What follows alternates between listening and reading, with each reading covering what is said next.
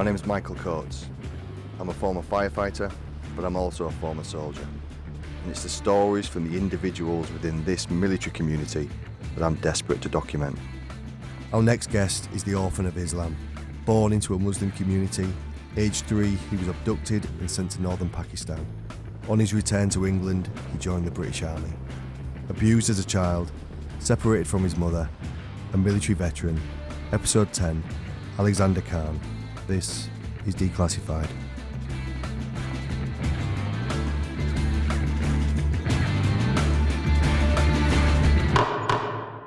Alex, mate, it's really good to have you in here, and although the kind of your story will resonate with lots of people, I mean, for me, I can't get my head around, especially the first part of it.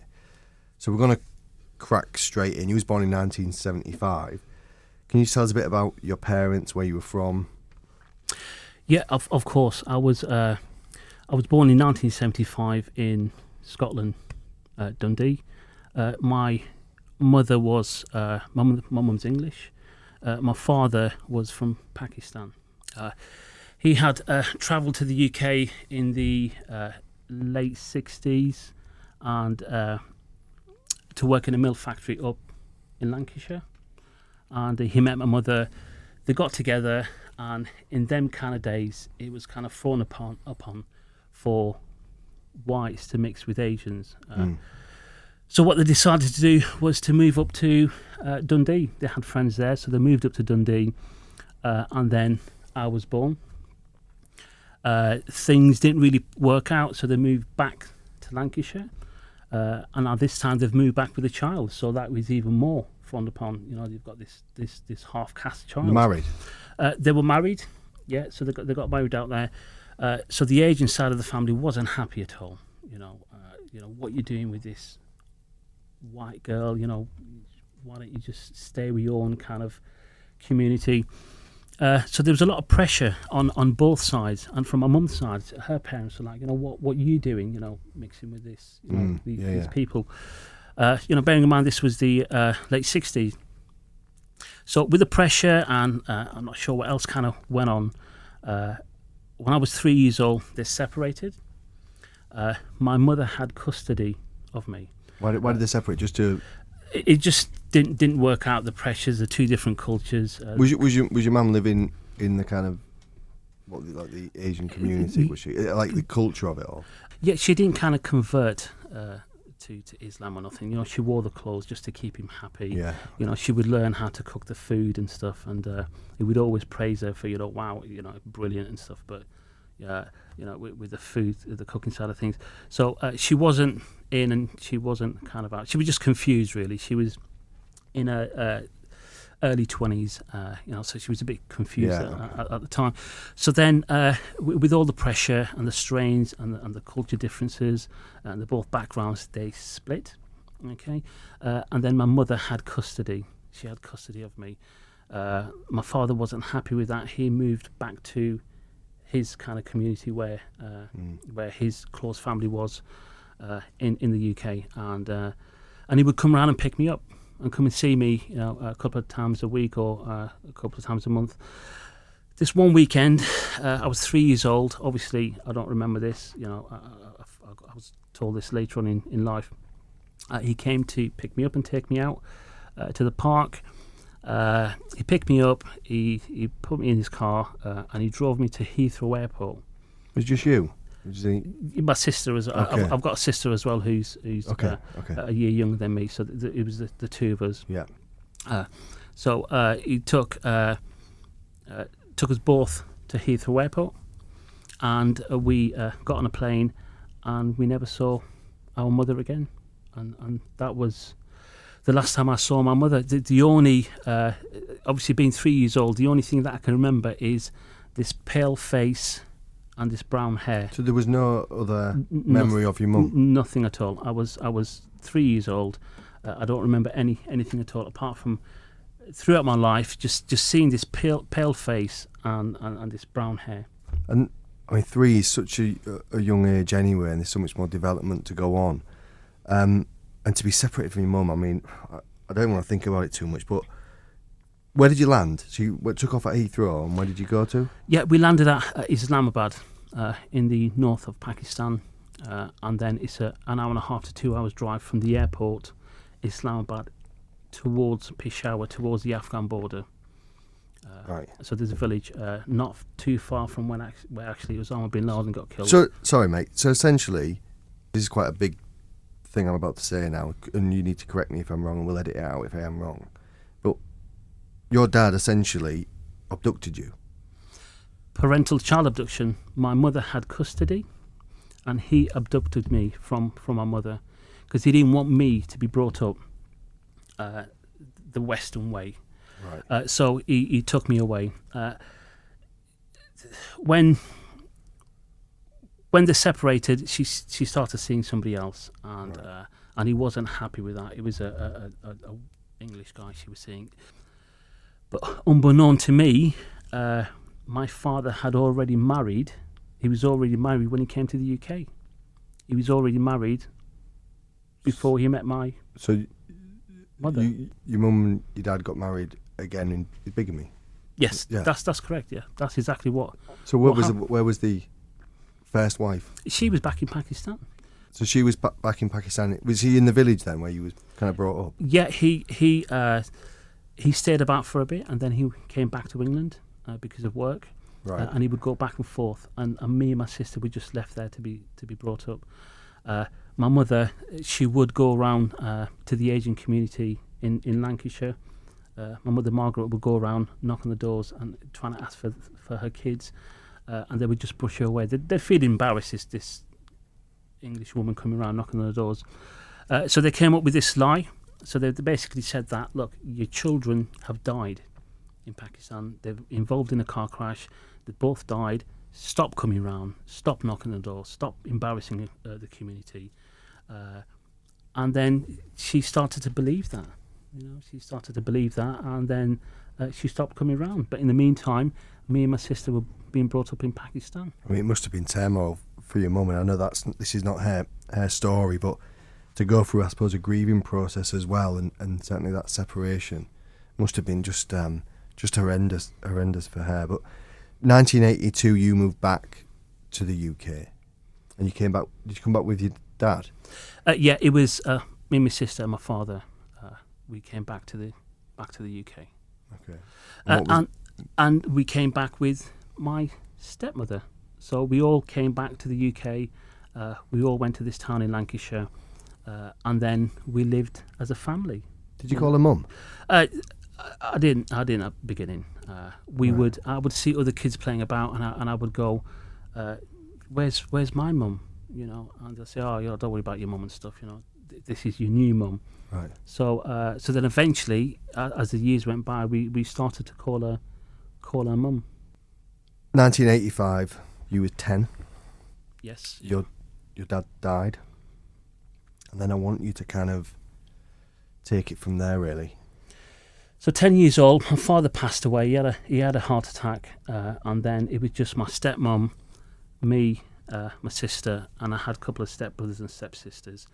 So there was no man in the house. I was the oldest. I was 10 years old. So then my stepmother's brother, Rafiq, moved into the house. He took control of the house, and he became the man of the house. And he would go out to work and bring in some money. And he was brutal. He was a bully. He would physically, psychologically, from the day my father was buried, I was in my bedroom, and I just woke up and I saw my father standing at the end of the bed. And I went downstairs screaming, and he dragged me back upstairs, and he just backhand across my face, and he punched me, and he broke my nose. And that was the day my father was buried. So from then, he was just brutal. He would lock me in an outside toilet for 5-6 hours at a time, and he would just mentally just torture you, physically, beatings. He would send me to mosque all the time, a place I didn't really want to go to. I didn't know what was going on. So from my father passing away until the age of 13, 14, I was constantly in that kind of regime. Why was he... did he have a vendetta against your dad? Because obviously your story is like quite incredible. So just let me get this right. So did he have a vendetta against you because your dad had married your mum? Yeah. I think it was partly that, and I think it was just him himself. He was Right. he was just a bully. You know, he'd like to just, and he would shout at the other kids. But for me, for some reason, because I was slightly light-skinned, and in his words, you know, I had a devil mum. You know, he would put all these words into my head, and he would just. I think he got pleasure out of it. Was childhood was it a scary time then? Just being in the house? Absolutely. It was just constant.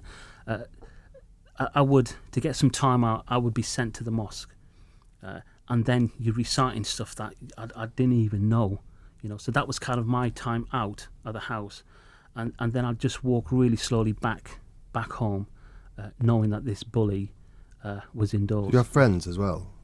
You made friends at the mosque, and they kind of had their own kind of problems and stuff, and we would kind of I couldn't really talk to anybody. There was nobody that I could really talk to, so I just basically kept it in. Did you have love for your stepmom? Was the love there for her? She's obviously brought you up since you were kind of young. I'm not sure. I don't know if there was any love there. You know, she was nice, but then when the uncle, her brother, was about, she would kind of go really quiet and kind of close down slightly, and then he would kind of, you know, dish out his orders and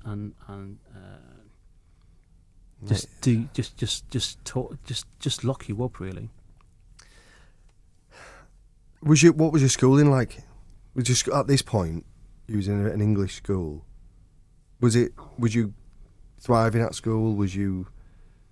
What was do you remember? I didn't really go. We weren't really allowed to go. You know, this was you're going into the 80s and stuff, so there wasn't mid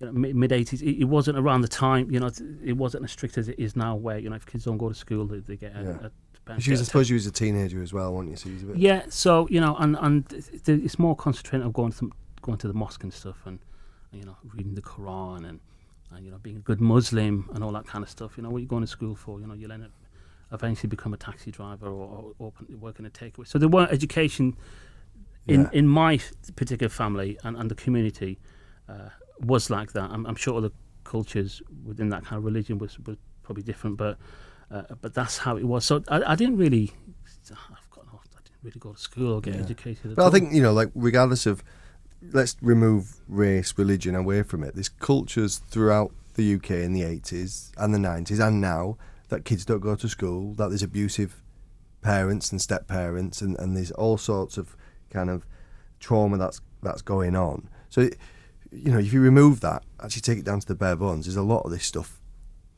happened and still happening right now. But this is where it kind of changes beyond you know, normal comprehension, really. And that's that around 1988, you was 13, 14. Rafiq, you're not even your uncle, I'm not even going to allow him that term. Yeah. He sent you back to Pakistan.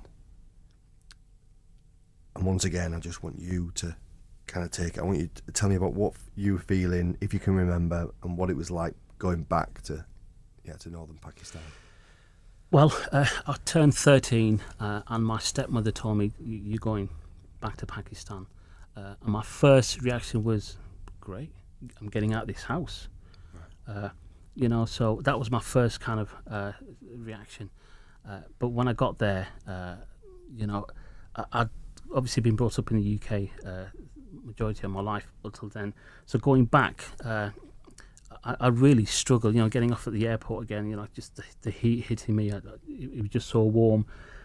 Driving to the village, seeing people that, you know, I saw when I was like 6-7 years old, and I didn't really remember them properly. So seeing all these different faces and strangers to me, and, you know, my stepmom said, look, you know, you're going on holiday. Did it feel safe? It did, because I wasn't aware of anything else. So it did kind of feel, well, I'm, you know, just going Pakistan, spend a couple of weeks out there, and I'll be back. And unbeknown to me, Uncle Rafiq, he had other plans. And what he had me done was he sent me. He had a brother and some friends in the village, so he got them to take me to a madrasa, an Islamic. What's a madrasa? It's an Islamic school. It was between Peshawar and the Afghan border, and it's an Islamic school where they send boys to learn the Quran, and it's like a boarding school. Right. Okay, so you're there. Once you're there, you're there. You have to stay there for a certain amount of years. You have to kind of practice the religion and read the Quran. And is it just Islamic? So it's just to kind of indoctrinate? There was no other subject. It was just whatever's in the Quran.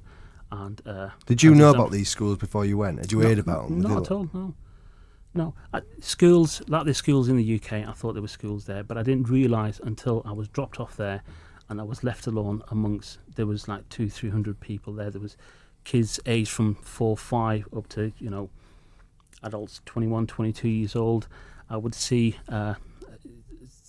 guys with beards, and so there was the age range was quite varied. Was it a confusing time for you then? Because that's what it sounds like, the way you were even explaining. I can see your facial expressions trying to think about it, and you've relived this several times, or many times. But was it confusing? Was it? I think it was more scary and confused. I didn't know what was going on. I just couldn't believe what was happening. I was hoping to go back, get back to Lancashire, and then I got taken to this place. So I was there for about 6-7 months, and it was just getting up in the morning, doing your prayers, you go to lessons, you read the Quran. Now, I couldn't read nothing. I couldn't really speak English properly. Pashto, my father's language, I couldn't really speak that. And then reading the Quran, which is in Arabic, I couldn't read that. So I got the mickey taken out of me from other students, the prefects, the teachers mocking me because they were like, "Hang on, you're a little Pakistani kid." They didn't really realise I was mixed race, but they didn't see that, so they just couldn't believe I couldn't really speak anything or say any of the words. So they'll hit you with sticks and stuff. On one occasion, they locked me in the room with an iron beam, and it was. This was the 80s, and it could be classed as some sort of medieval device. But the idea was your ankles were locked in this device, wooden beam with iron kind of circles, rings, and you would stand in that. You couldn't sit down, you couldn't kneel down, and you would stand in an upright position, and you would read off the chalkboard in front of you. I couldn't read anything. I was just saying words that didn't even make sense. But I was put in there a number of times, and it was just it's just children who weren't picking up certain words, and they were probably misbehaving. They'd put them in this little. Mate, device. 80s or not, that's not acceptable. Was young kids getting put in there as well, the little ones? 6, 7, 8 years old, and it was an idea to get you in there, and you have to read these chalk words and read over and over again until you can pronounce it right, and then the head teacher, Imam, would come in, and then he would listen to you recite, and if you can recite it correctly, then they will release you. What was because it's you said there it was like a boarding school. It doesn't sound like a boarding school. Where was you sleeping and stuff? Like, where was that? What was the arrangements around all this kind You of? had sleeping chambers. You'd sleep on mats. Yeah. There was no beds or nothing, so you'd have a mat on the floor. You'd roll up your clothes as a pillow, and you'd have a light blanket on you. So there was no beds. Electricity would go off, a couple of times in the day, a couple of times of the night. You didn't have running water, so you had a well that you had to get water from. Cooking was all clay pots and stuff like that. So really basic stuff.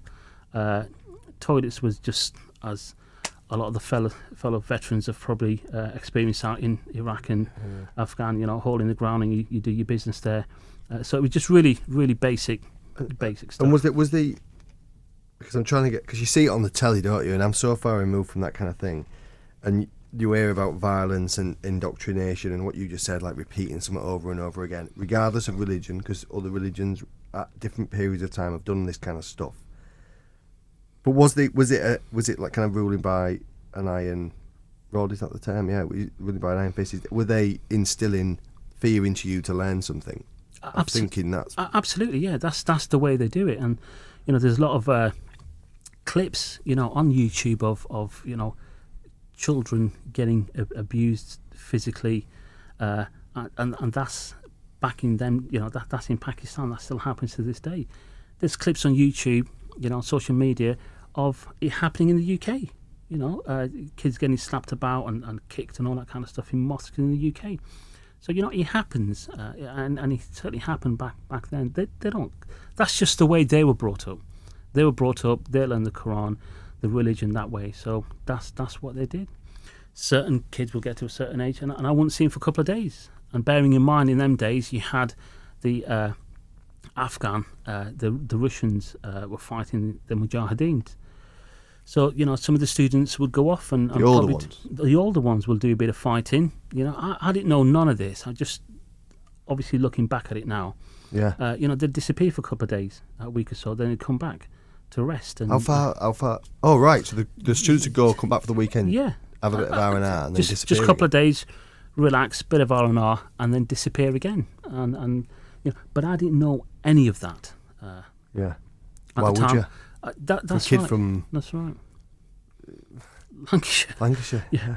So what I knew I had to do, and I made a friend there, and we'd become quite close. I knew I had to get out of there. So with his help, he was much older than me. I was 13, turning on to 14. He was like 16, 17 years old.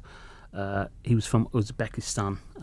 We had huge problems with communication and stuff because I could speak basic Pashto and he could understand and speak it very basically. So with his help, I escaped from this madrasa and I made my way back to the village because I knew of certain points along the way. I knew from the madrasa, from the Islamic school, and my village, there was two key points, two areas that I knew quite well, or I've heard of. One was Peshawar, it's a huge city, and the other one is Kamra Air Force Base. It's a Pakistani Air Force Base, and the village was situated near that. So the chap who helped me, he just said, look, if you just get on a bus, just want to kind of cut it short a bit. But go on. Yeah, just I got off. We found this low point in the wall. He helped me get over the wall, and I just ran. I ran through the desert. Was the lad with you? He wasn't. No, he couldn't risk it. Yeah, he had his family, and his younger brother was coming to study and stuff. So he needed to be there to look after him a bit. Yeah, so he helped me to get over the wall. I didn't know what I was doing. I was 14 years old, and I think if I was much older, I probably would have been more aware of the dangers and stuff. But when I was that age, it was all boys there. Yes, it was. Where's your sister? She was back in the UK. Oh, really? Yeah. So she never come across. She never came. You? No, she stayed in the UK. Was you worried about her? I was worried about. I was too wrapped up in my own stuff. Yeah. I would often think about my mum.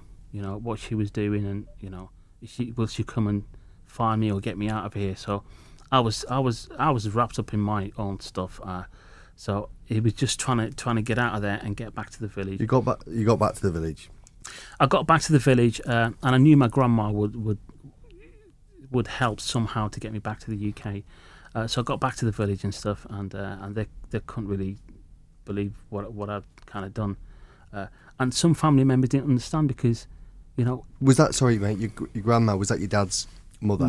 Yeah. Oh right, yeah, so this Rafiq that put you in there, that had nothing to do with them? No, it was. Okay, so you were back with your family, essentially. That's correct. Yeah. So when I got sent to Pakistan, I was living with my father's family, and then so I went back and I, grandma, she was just shocked and stuff, and they couldn't really understand why I escaped from somewhere where loads of kids want to go to.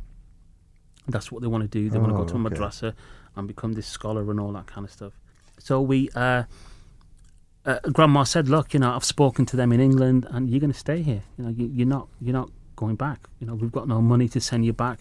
You stay where you are. So for another year or two, I stayed in Pakistan. I was just on my own, being brought up, playing by myself, and that. So what was you then about? Because you eventually did come back to the UK when you was about 15. I was, I was going on to 15. Why did you come back? How did you get back? I was told I was going to stay there. You're not, you're going to stay there. Certainly, my family in the UK are not going to send £500, £600, to get, to pay for the ticket. And they said, you just got to stay here and just get on with life. Just shut up and get on with life. I had a favourite cousin in the UK who, when I was in the UK, she'd give me sweets and chocolates and all that kind of stuff. She was much older than me. While everything was going on with me, she already married somebody from Pakistan. She was living in the UK. She wasn't happy with the marriage. She was going to leave him. Around this time, I was still in Pakistan. So they sent her back to Pakistan, and she was murdered. She was murdered because she was going to leave her husband. And now, I'll go back a bit, mate. She came back. She came out to Pakistan to your village. She came to So she they're all from the village. They're all from the same village. So her parents sent her back to the village because she was going to leave her husband in the UK. Right. That makes sense. Yeah. So she was married to him. She wasn't happy. He was living in the UK. Doesn't make sense, but it makes sense. Yeah. Yeah. And the marriage wasn't working. She was going to leave him. So they shipped her off to Pakistan. Go to Pakistan, spend a couple of weeks there, get your head together. Right. Okay. Think about what you're doing. So she went to Pakistan, just like they sent me. Go to Pakistan, couple of weeks. And then they killed her. So the husband, she came out, she stayed there for a couple of weeks, and I was glad to see her because I'd not seen anybody from the UK. I could speak to. Was she happy to see you? She was she had a really nice, bubbly personality. She was just really quiet. She didn't look right in herself. Yeah. But I didn't really know until after, when everything happened. Then I started analysing things and seeing what she was like and why she was behaving in such a way. Because I didn't know. I was like, why are you so quiet? Why are you not talking? How do you know they killed her then? He came, her husband came to Pakistan and after her, and he shot her. He murdered. It's called honour killing. A lot of it happens. So we were in the compound area. It was a rainy day. It was coming up to the out of the monsoon season or coming into the monsoon season. There were rain everywhere. I was just playing in these puddles, and he walked in and he had a gun and he shot her. She fell on the floor. You see it? Did you see it? I saw that. So our body went into spasm. A lot of the women started crying, and he just left. Her husband just left the property. Okay, and because I saw that, within a week I was on a plane and I was back in Lancashire. Because if the police come round and I would have opened my mouth, then it would have come out that I know who killed her. So they just shipped me off back. You to must the have UK. been shitting yourself.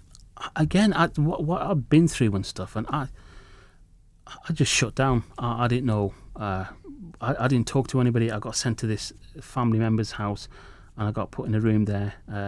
One of the family members stayed with me. I just didn't know what was going on, and it was just a confusing. And I was absolutely shit scared. No. But all I know is within a week I was on a plane, and I was back in the UK. Right. It happens. It happens to this day. How old was she been then? She would have been 23, 24 years old. What was her name? Her name was Aisha.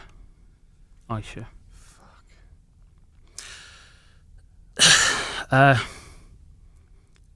But later on in life, it would have affected me more than at that time, because I was just all messed up and stuff. It's an appropriate time just to.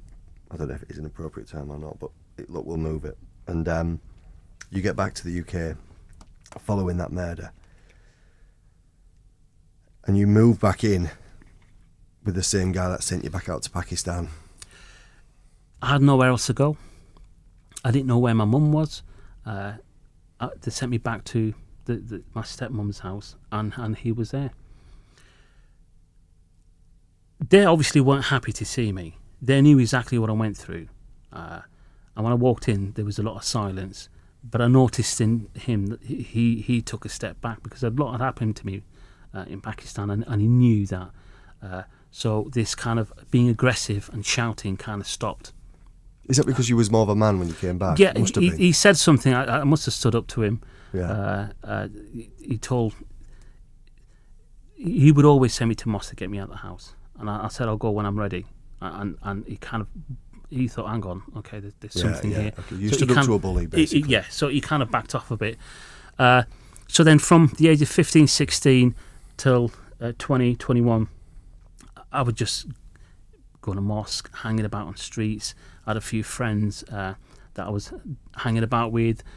We would go to mosques in Blackburn, Bolton, Bradford, and we would listen to sermons, and we would go around streets knocking on doors and saying, Asians' houses, and saying, brothers, you need to come to the mosque and all that kind of stuff. So it was kind of a brainwashing process, and I was stuck in this cycle. One of I won't mention his name, but one of my close friends at the time, he got stuck in this cycle, and he got sent to Pakistan by his parents, and then he got recruited by the I'm sure, jihadis there. But I knew I didn't. I don't know. There was something in me. I knew I didn't really want to follow that path. It kind of scared me, to be honest with you. I had no white friends, but I was tadpole catching in a stream, and I befriended this guy. He was called John, and he lived in the same kind of area, but probably about 10-15 minutes away from where we kind of lived. So it's about 1995, something like that. That's correct. 94, 95. Yeah, if you'd be about 20. Yeah. Yeah. Okay. So we became quite close and stuff, and I was fascinated because, John, he's white. I'm half white. Yeah. I was really intrigued about this other side of me. So we kind of kept in touch and became friends, and none of my family or community... Sorry, I really interrupted you then, I apologise. Sorry? Had you not ever integrated with anyone white? The only people you would integrate with is when you go down to the job centre, and, you would... On an official basis, and that is it? No, that's it. Or you go down to the town centre and you see people about, and you might buy a pair of shoes, and you didn't mix. This was, there was a BNP about that time, National Front, and there was a lot of racism, and so we wouldn't really mix. So I befriended this guy. We came quite close, and then he invited me to his house. So we went to his house, and I saw his father sitting there, his mum in the kitchen. So I kind of visioned this. I could have been brought up like this. This could have been my parents. She had brown hair, so I thought this. That's my mum, kind of thing. Yeah. So it was really quite interesting. Because I wanted to see this other side of me. Was it totally alien then? Like the house, the way it was kind of set up, the way people lived in living rooms and all that kind of stuff. Was it totally different? Oh, absolutely. She was cooking something, a smell that I've never smelt before. Everything was kind of wide open, and there was alcohol about and stuff, and there was stuff that I was told not to. Kind of, we've been told from a young age not to do and not to say or not to touch, and I would see all this, and it was kind of, intriguing, but scary and intriguing at the same time, if that makes sense. Yeah. Okay. So then, what? Was you? I don't know where to take it, because this is going to be like the fork in the road, really, isn't it? Meeting a kind of chance meeting with John, and then his brother came back. And what happened from there? So, me and Paul, we were just in his room. That's his brother? Sorry, so me and John was just playing in the room, video games, or it was something. And then his brother walked in, Paul, and he was wearing black boots and camouflage bottoms, and he had a civvy top on. He just had a normal T-shirt on. And I was kind of taken back, and I was, this... you hear about things and about the military and the army, but I knew he was some sort of military uniform because I'd seen military soldiers in Pakistan and all that kind of stuff. So I knew he was some sort of uniform. So I was kind of really intrigued, and I was a bit scared because John said he's Paul he's in the army. So that really fascinated me. So but up to this point, I needed escapism. I needed to do something. I needed to kind of focus on something to achieve things in my life, because I didn't want to stay in the community and be a taxi driver or work in a takeaway, though them jobs are good and pay money. You know, I didn't want to do none of that. It wasn't for you. It wasn't for me. So Yeah. I started talking to Paul, and he took me in his room, and there was like porn mags lying about and stuff, and I was like, wow, you know, I've never seen anything like that in my life. I was just really fascinated and chatting to him, and he told me about the countries that he went to and the things that he did, and I just thought, right, this is what I'm going to do. Went back home, had a good think about it. A day later, came back. He was, I don't know if he came back on leave or he was stationed. I think he was stationed in Preston. I don't know what regiment he was, but he was stationed there. So then he helped me to get down to the Army Careers Office. Went down to the Army's Careers Office, pressed the buzzer, went in. He spoke to the sergeant. Sergeant gave me a couple of leaflets and said, just sort yourself out. Get your hair cut. I had a ponytail. Get your hair cut. You do a bit of running, any physical exercise. I said, not really. The only physical stuff I've ever done was, kicking a saggy football in the back streets. Nothing physical. Not playing football on a Sunday. Nothing like that at all. And I was really interested, and none of the family or anybody knew that I was going to do this, and I knew that's what I wanted to do. Was you clever? Would you say you was intelligent? Not at all. But not academically, but did you have intelligence? Because it sounds like throughout your life you've had to deal with loads of stuff and come out of it. And you can't just toe the party line doing that kind of stuff. I think I've been lucky. If I didn't meet John, I probably wouldn't have joined the army. I wouldn't have met Paul. If I didn't witness the murder, I wouldn't have come back. So I think I wouldn't say the murder was terrible, but it just things happen. For life. Absolutely. Yeah. And throughout all this time, I always think about my mum. Where is she and what's she doing? And she got a family now. She's got any kids? And I'm thinking more about her. And then I went up to Edinburgh, did my physical, medical, came back. The paperwork, rail warrants, all that came to John's house because it certainly weren't going to come to where I was living. With my you couldn't let that no, work. of course not. Is that because the community would have kept you in? Oh yeah. They they'd like, what are you doing joining the army? Why don't you just go to Afghanistan and fire some guns and stuff, weapons? Right, so and one of my close friends, he did actually follow in that path, and that's another story.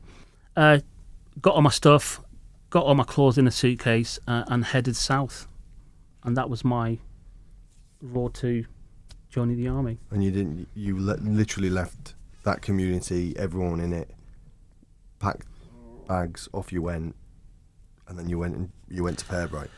I only told my sister what I was doing, and I told her not to say anything. Did you trust her? Did you trust your sister? I did, yeah. Yeah. It was just me and her, So when I was in Pakistan, we kind of drifted apart because she was brought up in a certain way and stuff. So we drifted apart. But I told her what I was doing. Then eventually the family did find out. But by that time, I was on go. I was in basic training. And how was that then? So because for me, I pulled up, wherever it was, Wokingham or whatever, and there was, 2 buses of 16, 17-year-old white kids from similar backgrounds, not experienced anything like you've done. And I'm sure, I'm going to speak for you here, like that's exactly what happened when you rocked up. And how did you settle in?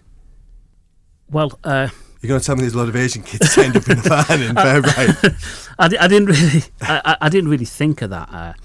Being brought up in this community, I couldn't really speak English. Well, I still can't speak it correctly, but I really struggled with communication and talking. I was really shy and quiet.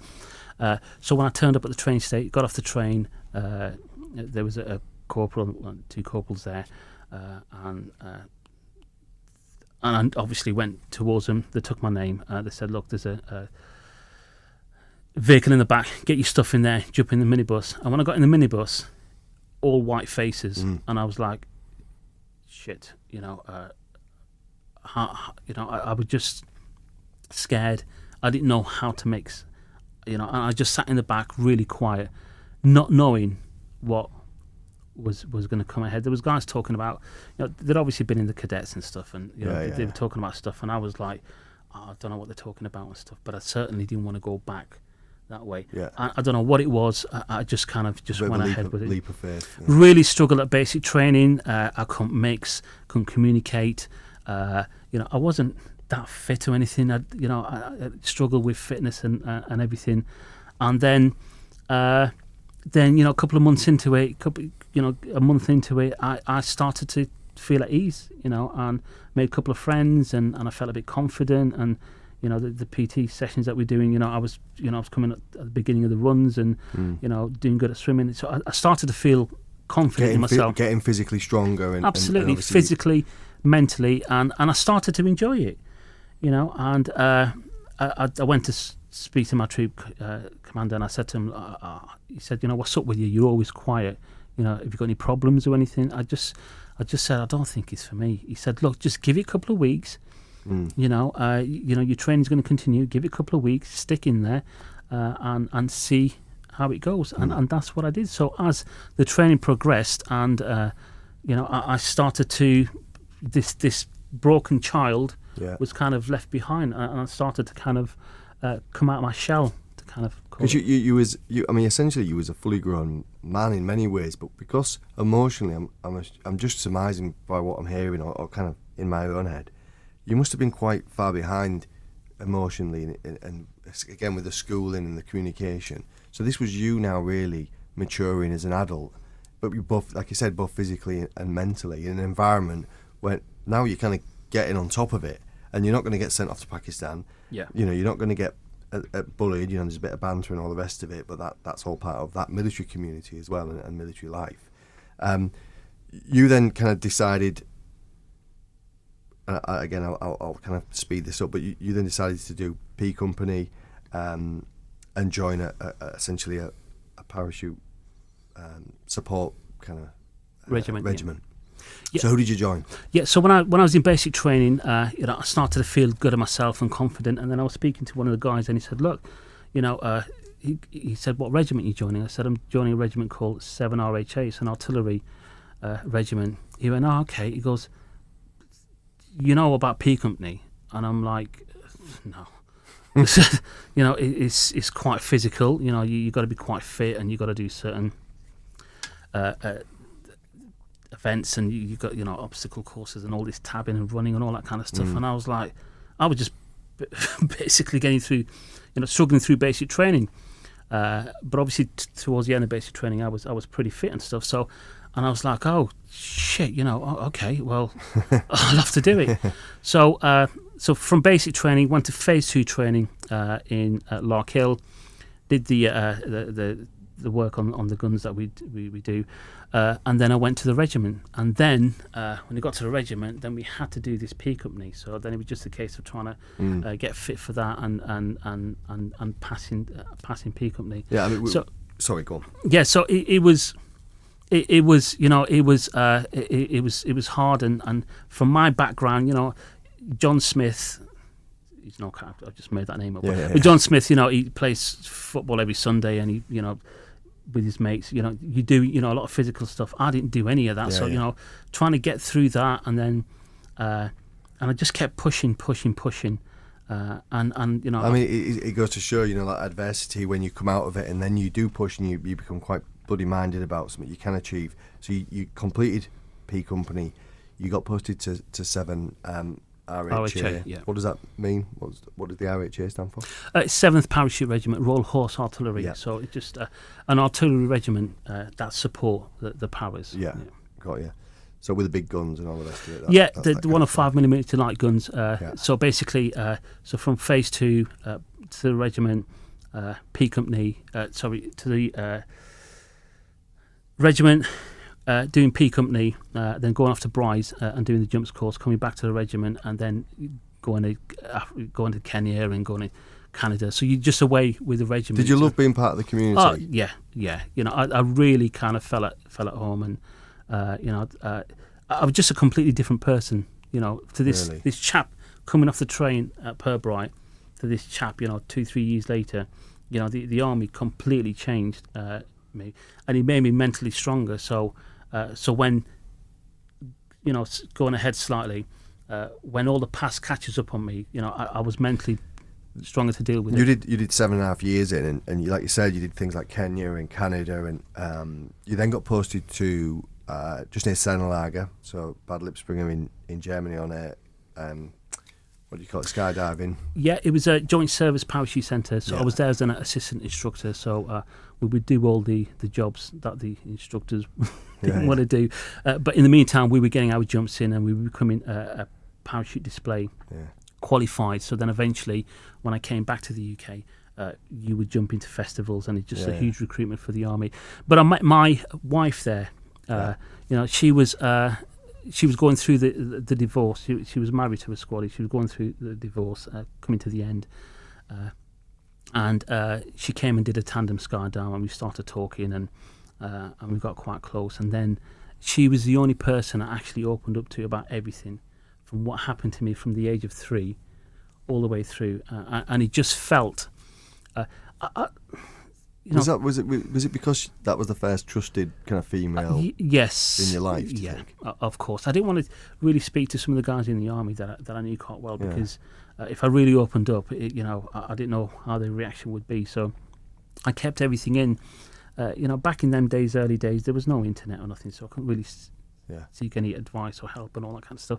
So speaking to Jessica, my wife, and it all came out, and it just felt great. Was there major separation problems then with you? And I'm not. Sorry, I was focused on your mum there, because we haven't even mentioned your mum, and we're going to talk about her in a second. But was that an issue then that you was opening up to her about your mum and all that kind of issues going? Yeah, going because I had this story in my mind of what had happened to me and what I'd gone through. And then obviously, my wife just telling me what she thought, and so it really opened things up, and it kind of just got me thinking of Jesus Christ. I have been through quite a bit, and it just felt great just speaking to her. And I wish I would have spoken to somebody earlier. I didn't really trust anybody and stuff, so outside the military side, and I didn't really certainly want to speak to in the military, because you start talking about Pakistan, Afghanistan, and madrasas to people like me, Bombardier, Jones, and it just so I kept all that kind of quiet. So eventually, my wife, we came back. Part of the time, we came back to the UK. She had early signs of cervical cancer, and then I decided to leave the army. The one major event. And it kind of wilts in comparison to the stuff we've been talking about, was you did go on Operation Telic, so we did cross the border from Kuwait to Iraq in 2003. And because I want to move on in a sec, but what was the feeling like around that? Because you've been, especially the early life was really indoctrinated, and now we're going back to essentially a Muslim country. Yeah. Once we got told we were being deployed to Kuwait, and then obviously we invaded into Iraq. I think it was just being on that border, and I'm sure you were there as well. On the border, and I was just thinking, on that side, they're Muslims, and we were told from a young age not to kill Muslims and all that kind of stuff, and our regiment, the first couple of days, the amount of shells we fired was unbelievable. I did a lot of damage and stuff. So, I was thinking, going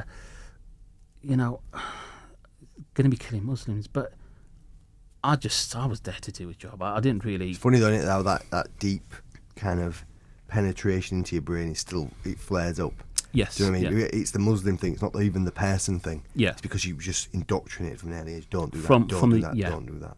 Absolutely. So obviously the invasion happened. We crossed into. I'm sure the guys listening would have done the same. Went into peacekeeping phase. So we were, then on the ground, foot patrol, vehicle patrols, and then we were sent back to the UK. So you got back summer of 2003, left later on that year, and kind of did a bit of security work and other bits and pieces. 2007 came round, Yeah. and again the kind of not the start, but really when Afghanistan was heating up, you was a civvy by this point. Yeah. But then there was a big, was it a jihad? Was that what it was called? Like, as in death threats against ex and current serving armed forces who were Muslim? Because that's what it was put in the press as, wasn't it? Like, people were targeted to be beheaded if you'd served in, and you were part of all that, wasn't you? You got wrapped up in it all, and people contacted you from the MOD, and there were certainly threats put against you. Yeah, it certainly was. There was a group of extremists that wanted to go around and capture British Muslims that have served in the British Army and behead him. So it was jihad. It's like act against war. So we were their enemy, and we were the target. So I live in a different part of the country, and I kind of really careful. If I do venture up north or certain towns, I'm a bit careful and stuff, and because there is some crazy people out there. So kind of after that, you released your book, which I'll put in the show notes, and I'll put on social media as well. And I'm looking forward to. I purposely kept away from it, but I'm gonna go back and read it. And then, we could talk about this bit for an hour, but one thing led to another. Someone got in touch with you. Correct me if I'm wrong here. Someone got in touch with you, and essentially. You know what I'm going to say next. I think you should carry on. Yeah. So when I left the forces and stuff, and my wife got better, and so then I had this. I had to find what happened to my mother. I had to know. So I call it the final mission or something. I had to find. So for a couple of months and a good year or so, I would go up to this particular town.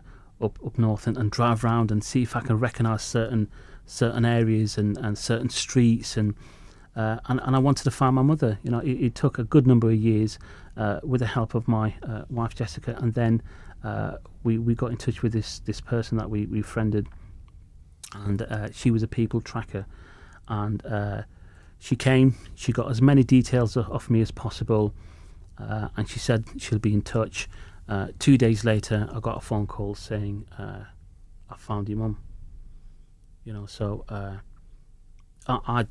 that just knocked me for six. I just, everything that had happened kind of really, really all came back, and I felt like I was this 3 years old in her lap and just looking up at this pale face. So this person rang up my mum. My mum had done a bit of shopping, come home, the phone rang. She said, your first son is trying to contact you. Do you want to see him? She said yes. So in that same night, we did a conference call over, the person who was a tractor got us talking, and then I heard a voice for the first time ever, because I was young. I never couldn't remember anything. She started crying. I was crying. My wife Jessica was crying. Just the emotions that took over.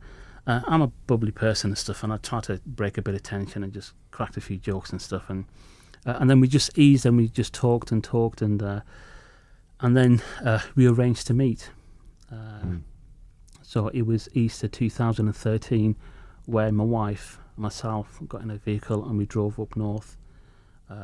Turned up at this town. It was slightly dark, rainy. Knocked on the door, and I could hear these footsteps on the laminate flooring, and the door opens, and there's this woman with a pale face and brown hair that I remembered from so young. The picture. Sorry.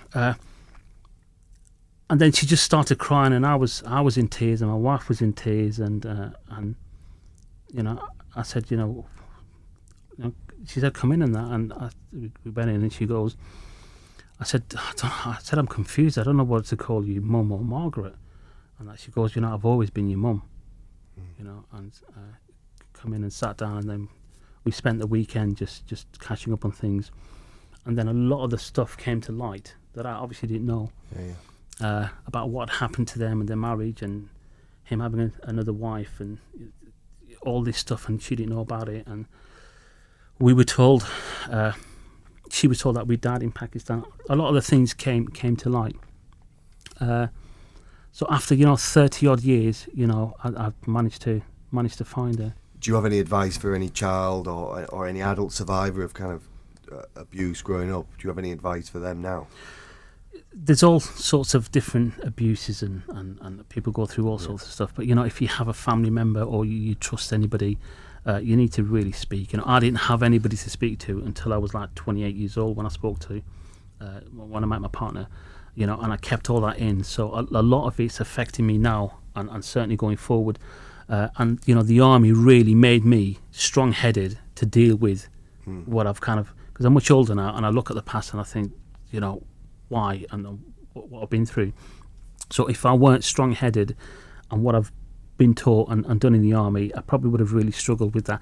But it's just, there's always help, and there's stuff out there.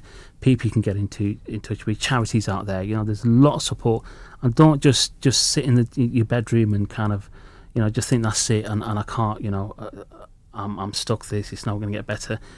Look, you can make it better. You just need to go out there and seek advice and go for whatever you want to do, really. Yeah, if the external factors are shit, you just got to keep real positive inside there. That's what you can control, and I wish we could speak for longer, mate, but community is it can define us, and it can be there to support us as well as kind of break us down. And I'm really pleased that that military community was a springboard for you to essentially find love and or get rid of that separation that was with your mum and find, and no matter what the trauma kids face, and you certainly went through child abuse on almost a different level, you've come out of it, and we've only just met, but I'm proud to know you, mate, and I'm really pleased that you came and spoke with us today, and thanks for coming, mate. Cheers, thank you. We'll leave it there.